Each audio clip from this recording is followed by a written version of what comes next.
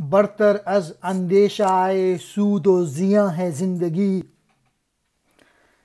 ہے کبھی جان اور کبھی تسلیم جان ہے زندگی۔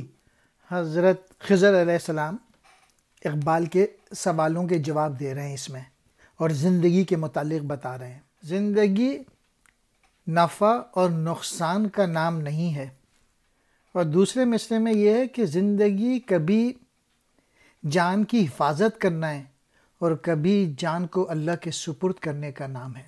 زندگی کو انکم اسٹیٹمنٹ کی طرح نہیں گزارنا چاہیے، یا پروفٹ اور لاس اسٹیٹمنٹ کی طرح نہیں گزارنا چاہیے۔